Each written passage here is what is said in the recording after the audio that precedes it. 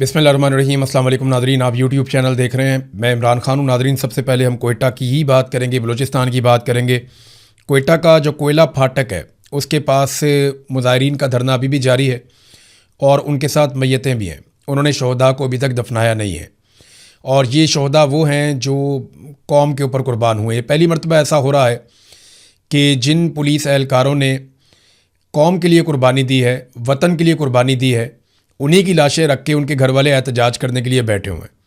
देखें, इससे पहले याद रखिएगा कि जहाँ पे दहशतगर्दों ने किसी को मारा और वो कोई आम लोग थे तो वो एहतजाज करने के लिए बैठे। इससे पहले जो शिया हज़ारा कबाइल हैं कोयटा में, बलूचिस्तान में, वो एहतजाज करते थे और उनका एहतजाज होता था इस नौइयत का और वो दबाव डालते थे हुकूमत पर कि हमारे मुतालबात माने जाएँ, हमारा बार बार कत्लेआम हो रहा है, और बड़े जायज़ उनके मुतालबात होते थे। इसी तरह से मुख्तलिफ़ जगहों पे जब रियासत जुल्म करती है किसी के साथ तो लोग लाश सड़क पे रख के एहतजाज करते हैं। अब यहाँ बड़ी अजीबोगरीब चीज़ हो गई है कि जो सरकारी मुलाजमीन हैं, पुलिस वाले हैं, उनकी लाशें लेकर लोग सड़कों पे बैठे हुए हैं। और फार्म 47 की जो जाली हुकूमत बनाई गई है वो इतनी बेहिस है कि वो आवाम के दुख और तकलीफ़ से मुकम्मल तौर पर लाताल्लुक़ लग रही है। अब ये जो कोयला फाटक है कोयटा में, इसके मनाज़र मैं देख रहा हूँ, मेरे सामने इधर स्क्रीन पे मौजूद हैं। यहाँ हज़ारों लोग मौजूद हैं इस वक्त, रात के वक्त, और लोग एहतजाज कर रहे हैं। लोग अपने मुतालबात मनवाना चाहते हैं और इनसे बात करने के लिए कोई नहीं आ रहा। मैयतें जो हैं वो वहाँ पे मौजूद हैं। इसके बावजूद हुकूमत में बहुत बेहिसी है। आसिम मुनीर साहब आए, शहबाज शरीफ साहब आए, प्राइवेट जेट्स के अंदर आए, लेकिन इन लोगों को मिले नहीं, इनके मुतालबात सुने नहीं, क्योंकि मामला बड़ा संगीन नौइयत का है। और ये चीज़ें मैं आपके सामने रख देता हूँ। बीबीसी ने इसके ऊपर लिख दिया बाकायदा। पाकिस्तान के मीडिया को तो लिखने की कोई इजाज़त ही नहीं है। ना पाकिस्तान का मीडिया लिख सकता है, ना टीवी चैनल्स के ऊपर बोल सकता है। और पाकिस्तान में जो भी सहाफ़ी इसको रिपोर्ट करेगा उसके साथ क्या होगा, जो सौराब बरकत के साथ हुआ, जो इस वक्त रज़ी ताहिर के साथ हो रहा है, या जो अहमद फरहाद के साथ हुआ। ये हसास तरीन मामलात हैं और इन पे बात करना बहुत ज़रूरी है। अगर आप बात नहीं करेंगे तो पाकिस्तान का नुकसान होगा। अगर आप बात करेंगे तो पाकिस्तान के रियासती इदारे आपका नुकसान कर देंगे, और वो लगातार ऐसा करते चले आए हैं। सहाफ़ियों ने इसको पहले भी बहुत भुगता है, अभी भी भुगत रहे हैं, लेकिन इंशाल्लाह इसका मुकाबला करेंगे। अब सूरत हाल आप ये देखें, बीबीसी रिपोर्ट कर रहा है। बीबीसी ये बताता है कि ये मुख्तलिफ लोगों के इंटरव्यू किए उन्होंने। शम्स रहमान समेत धरने के शुरका का मौक़िफ़ है कि 1-2 टैंकियों की हिफाजत के लिए हमारे प्यारों की एक बहुत बड़ी तादाद को मुनासिब इंतज़ामात और तैयारी के बगैर ज़िले के मुख्तलिफ इलाकों में भेज दिया गया। जबकि अपने भाई आसिफ खान की लाश के साथ धरने में शरीक साबिर खान ने दावा किया कि हमारे प्यारे चीख चीख कर कह रहे थे कि हमें गोलियां पहुंचा दो, लेकिन वो नहीं पहुंचाई जा सकी, जिसकी वजह से वो सारे मौत के मुंह में चले गए। धरना कमेटी के रुकन अब्दुल फयाज, उन्होंने ये दावा किया, ये यहीं पे धरना चल रहा है, उनका दावा सुने आप। वो ये कहते हैं कि हम अपने प्यारों से राब्ते में थे। यानी जब गोली चल रही थी, लड़ाई हो रही थी, सबसे पहला राब्ता तो किया जाता है अपने सीनियर से, अपने ऑफिसर से, फिर राब्ता किया जाता है उन लोगों से जिनसे मदद मांगी जा सके, और फिर जब आप मायूस हो जाते हैं तो आप कहते हैं चलो एक आखिरी कॉल में अपने घर वालों से बात कर लूँ। तो वो बताते हैं कि हम अपने प्यारों से राब्ते में थे, जो ये कह रहे थे कि असला और गोलियों की कमी की वजह से हम मौत को अपनी आंखों से देख रहे हैं, लेकिन इनको मदद नहीं पहुंचाई जा सकी। यानी उनकी मदद नहीं की गई और उसके बाद वो सारे लोग शहीद हो गए। अब ये सारे लोग ये बता रहे हैं कि जनाब पुलिस लड़ रही थी, कई घंटों तक लड़ रही थी, लेकिन उन्हें जानबूझकर मदद नहीं पहुंचाई गई। मैंने कासिम सूरी साहब से भी पूछा, बहुत सारे और लोग हैं, कासिम सूरी साहब के साथ मैंने एक पूरा एपिसोड किया है, वो आप उनके चैनल पे देख सकेंगे। साबिर शाकिर साहब भी मौजूद हैं, वहाँ चैनल पे भी आप देख सकेंगे कि वो जिस जगह पे ये वाक़यात हुए हैं, यहाँ चारों तरफ सिक्योरिटी फोर्सेस मौजूद हैं, उनके नाके मौजूद हैं, और उनकी भारी तादाद बड़े भारी असले के साथ वहाँ पे मौजूद है, लेकिन कोई भी मदद के लिए नहीं आया। ये बड़ा अनफॉर्चुनेट है। बीबीसी इसको रिपोर्ट कर रहा है, पाकिस्तान का मीडिया कर नहीं सकता। ये एक और मनाजिर हैं, ये मनाजिर आप देखिए, ये नोशकी के हैं। ज़िला नोशकी जो है बलूचिस्तान का, ये मैं आपको थोड़ा सा बता देता हूँ कि पहले चागी आता है नीचे की तरफ से, बहुत बड़ा ज़िला है।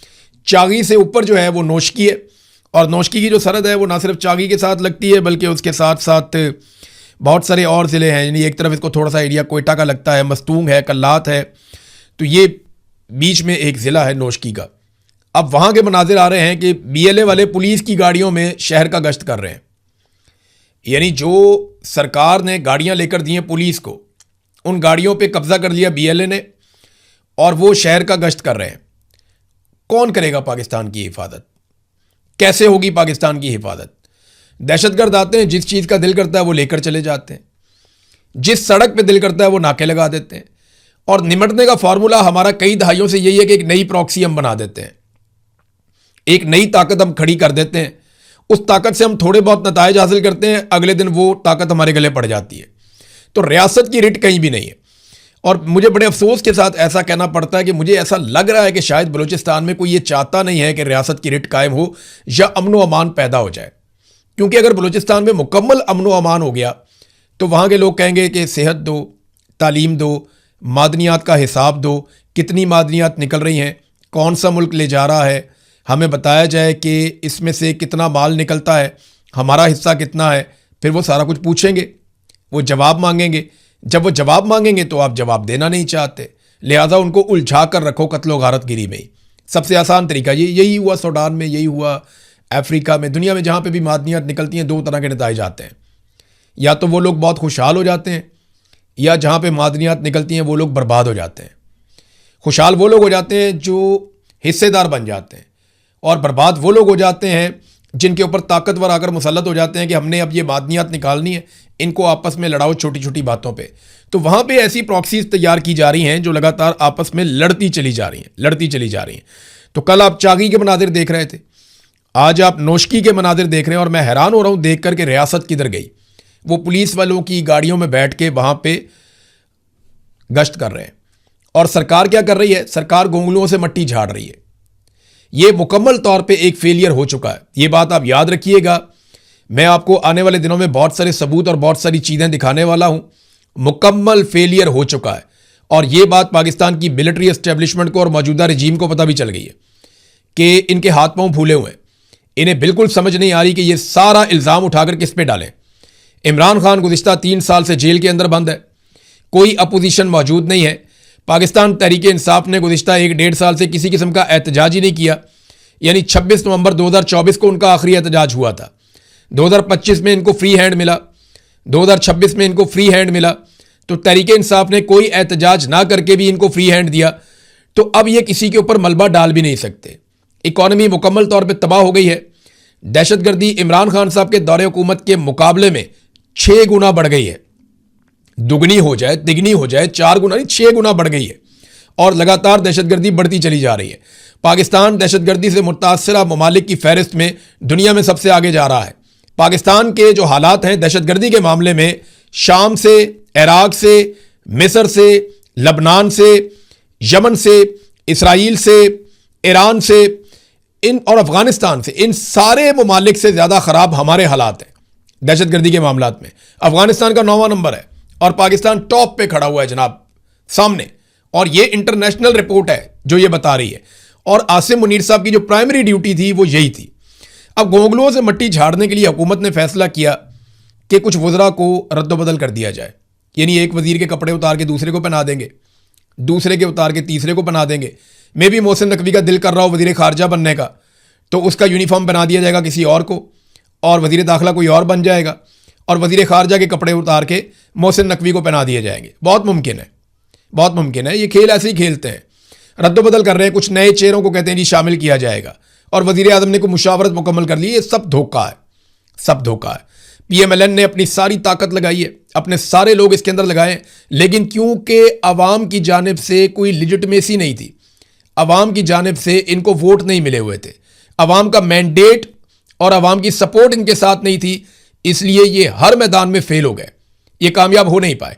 और आसिम मुनीर साहब और उनकी पूरी टीम मुकम्मल तौर पे फेल हो चुकी है। अब देखना यह है कि ये सरेंडर कब करते हैं, क्योंकि इन्हें आइडिया हो गया अगर हालात यही चले ना तो एक दिन ऐसा आएगा कि ये तनख्वाह देने के भी काबिल नहीं रहेंगे। 20-20 अरब रुपए से ज्यादा एक एक दिन में पाकिस्तान ने कर्जा लिया है।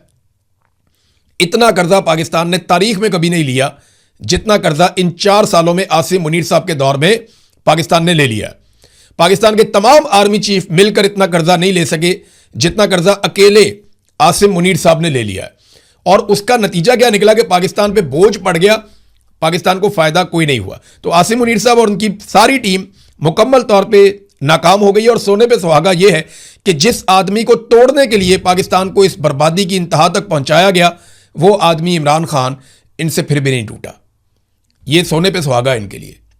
ये इनके लिए जो है वो ज्यादा बड़ी मुसीबत ये है कि इतना सारा कुछ गवा दिया, मुल्क का बेड़ा गर्क कर दिया, इदारे की इज्जत दांव पे लगा दी एक आदमी को तोड़ने के चक्कर में, और वो आदमी इनसे अब तक नहीं टूटा। तो शर्मिंदगी और शिकस्त अपनी जगह पे है, मुल्क की तबाही अलग हो गई है। ये इन्होंने किया पाकिस्तान के साथ। और देखें, असल तब्दीली अगर आपने करनी है ना, तो वो पाकिस्तान की मिलिट्री एस्टेब्लिशमेंट को सोचना पड़ेगा उस तब्दीली के लिए। वो तब्दीली सियासतदानों में करने से कोई फायदा नहीं है। वो तो एक इलेक्शन होगा, सियासतदानों की नई लौट आ जाएगी, अवाम के मैंडेट वाली हुकूमत आ जाएगी, एक इलेक्शन होगा, सारी चीज़ें ठीक हो जाएंगी। लेकिन मिलिट्री एस्टेब्लिशमेंट को ये सोचना है कि क्या इसी गंदे रस्ते पे उन्होंने चलना है, या उन्होंने ऐसे नासूरों से जान छुड़वानी है जो इस गंदे रस्ते के ऊपर लीड कर रहे हैं, पूरे इदारे की बदनामी का बायस बन रहे हैं। अब हामिद खान साहब ने एक स्टेटमेंट दिया, और एक स्टेटमेंट दिया है लतीफ़ खोसा साहब ने। मुझे दोनों का स्टेटमेंट सुन के हैरत हुई है, क्योंकि दोनों ने आसिम मुनीर साहब को बराह रास्त निशाना बनाया। जरा दोनों का स्टेटमेंट आप सुने, पहले हामिद खान साहब का सुने, फिर आप सुने लतीफ़ खोसा साहब का। और इससे मुझे एक तो अंदाजा हो रहा है कि नवश्ता दीवार पे क्या लिखा है वो तो मैं अब पढ़ पा रहा हूं। और ये बड़े समझदार, बड़े घाघ लोग हैं, इनको भी आइडिया हो गया है कि मुकम्मल फेलियर हो चुका है पाकिस्तान की मिलिट्री एस्टेब्लिशमेंट का मौजूदा रजीम के साथ मिलकर। अब इनके पास कोई ऐसा रास्ता नहीं है और कोई ऐसा बहाना भी नहीं है कि ये उठाकर किसी और के ऊपर डाल दें। तो पहले आप ये सुने कि हामिद खान साहब, जो बड़े मुताद आदमी है, वो क्या कह रहे हैं। इंडिया ने नाजायज़ हमला किया था हमारे मुख्तलिफ शहरों पर और मुख्तलिफ ठिकानों पर, हम उसके खिलाफ है, उसमें PTI का में कोई दो आरा नहीं है। लेकिन ये क्या कर रहे हैं, उसके बाद मौसूफ फील्ड मार्शल बन गए। फील्ड तुमने क्या किया, आम दिखाया हमारी एयरफोर्स ने, या तो उसके हेड को फील्ड मार्शल बनाते खुद क्यों फील्ड, और फिर उसके बाद उसका फायदा उठा के आईनी तरमीम करके 5 साल के लिए अपने आप को एक नया ऑफिस पर बैठा लिया। तो हम इसलिए कहते हैं कि देखिए, जो भी अगर कोई आर्म फोर्सेस काम करती है, हम सब आर्म फोर्स के साथ हैं। पाकिस्तान की फौज है, पाकिस्तान की एयरफोर्स है, नेवी है, हम सब साथ हैं, लेकिन उसका सियासी फायदा नहीं उठाना चाहिए। आसिम मुनीर साहब ने फौज का और जंग का सियासी फायदा उठाया और अपने आप को फील्ड मार्शल बना लिया, हालांकि इनका उस जंग में कोई किरदार नहीं था। असल में तो एयरफोर्स ने लड़ाई लड़ी थी, लेकिन इन्होंने सियासी फायदा उठाया और आईनी तरमीम के जरिए से अपने आप को ना सिर्फ फील्ड मार्शल बना लिया, बल्कि 5 साल के लिए नौकरी पे अपने आप को दोबारा बिठा लिया। ये हामिद खान साहब हैं। अब सुने लतीफ़ खोसा साहब हैं, वो क्या कह रहे थे, ये सुने आप। तो तीनों अफवाज के जो सरबराहान है उनका भी, और सदर साहब कहते हैं ताहयात इस्तिस्ना है, यानी वो मरने के बाद भी उनसे कोई नहीं पूछ सकता। वो आईन को तोड़ दें, आर्टिकल 6 किधर गया, आईन किधर गया। आर्टिकल 6 तो कहता है जो भी खिलवाड़ करेगा आईन के साथ उसको सजाए मौत होगी। सबसे बड़ा है और एक वाहिद जुर्म है जो आईन के अंदर दर्ज है, वो आईन से खिलवाड़ है, इसलिए कि वो पाकिस्तान के 25 करोड़ अवाम की जिंदगियों का अहाता करता है और वो सारे जो है निज़ाम उसके ऊपर चलता है। सो उसको इतना ज्यादा किया गया, लेकिन आईन में ये 27वीं तरमीम करके उसको खत्म कर दिया गया माशाल्लाह। अब सरबराहान जो मर्जी आईन पे के साथ करे तोड़े, ये 28वीं तरमीम में अपने आप को जो है सदर पाकिस्तान बना दे, वर्दी के साथ बैठ जाएं, जो मर्जी करें, इन्होंने उसी तनख्वाह पे काम करना। तो ये देखें, बड़ा खौफनाक खेल खेला जा रहा है। ये अभी और भी इन्होंने बातें की हैं, बड़ा खुल के, बड़ा वजाहत के साथ इन्होंने कहा जी कि ये जो इस्तिस्ना लिया गया है, ये इस्तिस्ना आइन के मुताबिक है ही नहीं, क्योंकि ये आइन के आर्टिकल्स की खिलाफ वर्जी है। मैं पहले भी आपको कह चुका हूँ कि पाकिस्तान का जो पूरा आइन है वो करारदाद मकासद के ऊपर खड़ा है, और करारदाद मकासद क्या है कि मुल्क के आइन में कोई एक भी ऐसी चीज़ शामिल नहीं की जा सकती जो इस्लामी शरीयत के ख़िलाफ़ हो या इस्लामी उसूलों के ख़िलाफ़ हो। तो ये तो इस्लाम ही नहीं मानता इस्तिस्ना में। नबी अकरम सल्लल्लाहु अलैहि वसल्लम ने अपनी साहबजादी के लिए बोला, वहाँ भी इस्तिस्ना नहीं था कि अगर मेरी बेटी भी ऐसा करती तो मैं हाथ काट देता। हज़रत उमर फ़ारूक रज़ी अल्लाह तआला अन्हु ने अपने बेटे को सज़ा दी, और सहाबा इकराम ने अपने लिए इस्तिस्ना नहीं लिया, अपनी ज़ात के लिए इस्तिस्ना नहीं लिया। हज़रत उमर फ़ारूक से वहाँ पे पूछा कि भाई ये कुर्ता आपका, ये दूसरी चादर कहाँ से आई, उन्हें जवाब देना पड़ा। लेट हो गए मस्जिद में, तो वहां पूछा गया कि भाई हम इंतजार नहीं कर सकते आपका, जवाब देना पड़ा। तो जब खुलफाए राशिदीन जवाब दे थे तो फिर ये कौन लोग हैं? ये इस्लामी उसूलों के भी खिलाफ है कि आपने आइन में एक ऐसी शिक शामिल कर दी है जो इस्लामी रूह से मुतसादिम है। ये तो उड़ जाएगी जैसे ये नौकरी से जाएंगे ना, ये सवाल ही पैदा नहीं होता। जिस दिन आसिम मुनीर साहब जाएंगे ये इस्तिस्ना वाली कहानी खत्म हो जाएगी और ये किसी काम नहीं आएगी। ये पूरा पाकिस्तान क्या दुनिया का हर आदमी जानता है, और जो कानून का छोटा सा तालिब इल्म है ना उसको भी आइडिया है कि इस इस्तिस्ना के पीछे है क्या। तो हामिद खान साहब ने और लतीफ़ खोसा साहब ने जो बातें की हैं ना, उससे मुझे आइडिया हो गया है कि मिलिट्री एस्टेब्लिशमेंट के हालात इन दोनों ने भी पढ़ लिए हैं और बाकी लोगों ने भी पढ़ लिए हैं। जो कश्मीर में हो रहा है वो एक बहुत बड़ी शर्मिंदगी है। वो कश्मीरी जो हमेशा भारत के खिलाफ एहतजाज करने के लिए निकलते थे, इतनी बड़ी तादाद में कभी वो भारत के खिलाफ एहतजाज करने के लिए नहीं निकले जितनी बड़ी तादाद में वो आसिम मुनीर साहब की पॉलिसियों के खिलाफ निकला है। पाकिस्तान के सफारत खाने के बाहर, पाकिस्तान हाई कमीशन के बाहर जितनी बड़ी तादाद में वो निकले वो आसिम मुनीर साहब की पॉलिसीज के खिलाफ निकले। वो नरेंद्र मोदी की पॉलिसी के खिलाफ इतनी बड़ी तादाद में नहीं निकले जितने आसिम मुनीर साहब की पॉलिसी के खिलाफ निकले। ये सारी चीज़ें पाकिस्तान के इदारों को कैलकुलेट करनी पड़ेंगी कि सिर्फ एक आदमी की नौकरी, उसके इस्तिस्ना, उसकी ज़िद के लिए, उसके मफाद के लिए या उसको बचाने के लिए क्या पूरे पाकिस्तान के इदारों की कुर्बानी दी जा सकती है? सवाल है, इसका जवाब अपने गिरबान में देखकर खुद ही पूछ लेना चाहिए, अपने आप से पूछ लेना चाहिए। मुल्क क्यों नहीं चल रहा, इसकी वजूहात भी हैं। देखिए मैं आपको एक खबर बताता हूं, ये सादी सी खबर है लेकिन इसके अंदर बहुत सारी चीज़ों का जवाब है। एफबीआर में अरबों रुपए की टैक्स बेज़ाब्तियां हुई हैं और कम वसूलियां की गई हैं। बाकायदा निशानदेही की गई थी ऑडिट रिपोर्ट के अंदर और उसमें यह कहा गया था कि 223 अरब 34 करोड़ की रिकवरी करनी है, उसकी निशानदेही की गई थी। लेकिन उसमें रिकवरी कितनी हुई? 43 अरब की, यानी 350 अरब से जायद की रिकवरी एफबीआर ने की नहीं। और ये एक कहानी नहीं है, हर जगह पे खाना खराब हो गया है। इन्होंने किया यह है कि अवाम को हर जगह पे कट लगाया, अवाम के ऊपर ज्यादा टैक्सेस लगाए, बिजली के अंदर अवाम को रोल के रख दिया, गैस के अंदर अवाम को रोल के रख दिया और साथ साथ पेट्रोल से इन्होंने अवाम की जेबें काटी। और जो जगह जहां इनका दाव लगा इन्होंने अवाम को लूटा, कभी शुगर माफिया के साथ मिलकर, कभी गंदम माफिया के साथ मिलकर, कभी आटा माफिया के साथ मिलकर, हर माफिया के साथ मिलकर इन्होंने अवाम की जेबें काटी और अपनी जेबें इन्होंने भरी हैं। मिसाल के तौर पे 4 साल पहले सेनेट चलाने का जो खर्चा था 5 अरब रुपए था इमरान खान साहब के दौरे हुकूमत में, और इस बजट में वो खर्चा 10 अरब रुपए रखा गया, यानी दुगना कर दिया 4 साल में। इनको तो चाहिए था कम करते ना। शहबाज शरीफ ने कहा था कि हम खर्चा बचा रहे हैं, हम कफायत शारी की एक मुहिम चला रहे हैं। तो जिस वक्त ये कफायत शारी कर रहे हैं तो इमरान खान साहब के दौर का 5 अरब का खर्चा बढ़ा के 10 अरब कर दिया इन्होंने। कौमी असम्बली का खर्चा 8 अरब रुपए था, अब उसको बढ़ाकर 17 अरब रुपए कर दिया गया। एमएनए की तनख्वाह 1,88,000 रुपए से बढ़ाकर 5,19,000 रुपए कर दी गई है। बाकी सारी तनख्वाहें आपके सामने। पंजाब में इन्होंने कैसे बढ़ाई है? वो सिर्फ एक सूबा है खैबर पख्तूनख्वा, जहां पाकिस्तान तहरीक इंसाफ के वर्कर ने नहीं बढ़ने दी, वरना वो भी तबाही फेर देते। तो इनकी तवज्जो इस तरफ नहीं है। वो तो इमरान खान साहब ने अपने वर्कर को ट्रेंड ही ऐसा किया है कि वो अपनी पार्टी के भी खिलाफ खड़ा हो जाता है। तो तरजीहात जब ये है ना तो तबाही इसी नौयत की आएगी।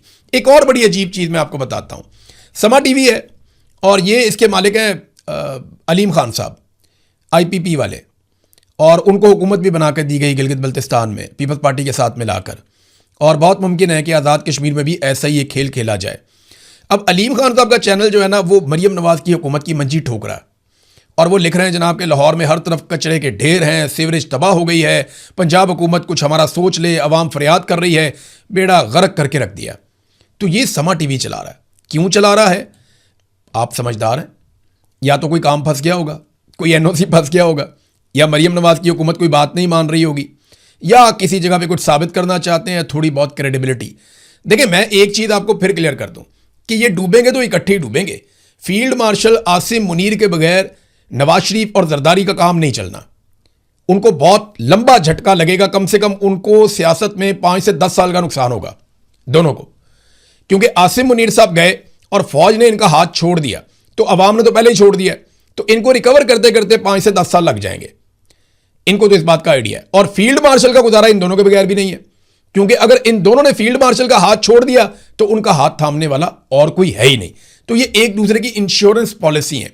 फिलहाल ये एक दूसरे से दूर नहीं जाएंगे, जब ये डूबेंगे तो इकट्ठे ही डूबेंगे। और अब हालात वहां तक पहुंच गए हैं कि पाकिस्तान की हर चीज को इन्होंने वहां पहुंचा दिया कि किसी भी जगह पे वापसी का इनके पास कोई इम्कान नहीं है, सिवाय एक चीज के कि डोनाल्ड ट्रंप के जूते की छतरी अभी भी इनके ऊपर है और ये उसके साथ लटक के फिलहाल गुजारा कर रहे हैं। आखिर में नाजरीन, क्योंकि मैंने ये जिम्मेदारी ली हुई है, मैं आपको बताता रहता हूं, मेरे बहुत सारे पुलिस वाले दोस्त भी हैं, तो रज़ा डार को किसी किस्म का कोई प्रॉब्लम नहीं है। अगर मेरा कोई दोस्त परेशान है उसकी वजह से और उसे ऐसा लगता है कि रज़ा डार पे कोई सख्ती हो रही है, कोई डंडा शंडा मारा गया या किसी जगह पे सोने नहीं दिया गया या कोई सख्ती से इंक्वायरी की गई, तो बिल्कुल नहीं। वो बहुत मौज में है, बड़े मज़े में है, बहुत इंजॉय कर रहा है, बल्कि उसको यकीन दिलाया गया है कि बेफिक्र रहें, हम केस को इस तरीके से हैंडल कर रहे हैं कि जल्दी ही आप पहुंच जाएंगे, आप वापस पहुंच जाएंगे अपने घर, बस मामला थोड़ा ठंडा होने दें।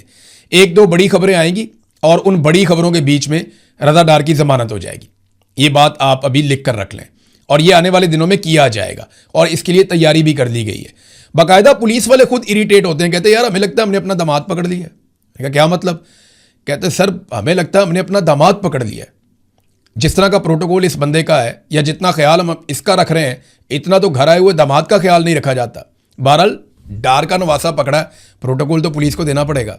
अब तक के लिए इतनी, अपना ख्याल रखिएगा, अपने इस चैनल का भी। अल्लाह हाफ़िज़।